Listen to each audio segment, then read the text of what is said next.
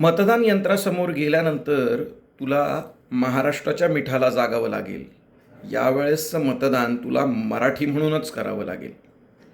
नाही केलंस तसं तर शिवस्मारक फक्त कागदावर दिसेल आणि दर पलीकडल्या चौकामध्ये एक नवा कबूतरखाना असेल. मराठीची सक्ती शाळेत औषधाला सुद्धा दिसणार नाही आणि ट्रेनमध्ये सुद्धा चौथ्या सीटवर बसतोस का रे बाबा असं तुला चुकून कोणी पुसणार नाही. तुझ्या केलेल्या चुकांचं प्रायश्चित्त जर तुझ्या पुढच्या पिढीला घ्यावं लागेल, जर वाचवायची असेल मुंबई, तर तुला मराठी म्हणूनच मतदान करावं लागेल. शाकाहारी झालेल्या इमारतीमध्ये तुझा मराठी म्हणून वास येईल.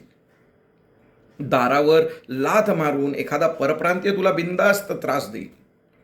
सरकारी नोकर भरतीमध्ये तुझा टक्का कुठेच नसेल आणि भडकलेली महागाई आणि वाढलेल्या वीज बिलाचा तुला जबरदस्त शॉक बसेल. न्याय देतो का रे कुणी पक्ष न्याय देतो असं तुला दुर्बीण घेऊन शोधावं लागेल. बघायचा नसेल हा दिवस तर मराठी म्हणूनच मतदान करावं लागेल. परवडणारं घर शोधत तुला पालघर किंवा कर्जत गाठावं लागेल. गणेश उत्सव साजरा करायला थोडं वेळेचं कर्ज काढावं लागेल. दहीहंडी उत्सव मात्र नियमाअभावी बंद झाला असेल आणि दांडिया रास मात्र रात्री 12:30पर्यंत चालू दिसेल. जर नसेल संस्कृतीची अशी धुळदाण पाहायची तर आजच कणा ताठ करावा लागेल.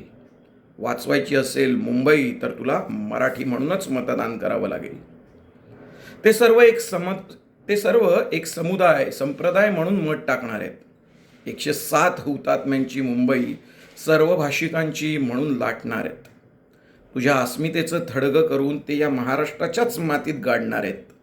सांगत नसले ना जरी स्पष्टपणे तरी कदाचित ते अमराठीच महापौर करणार आहेत.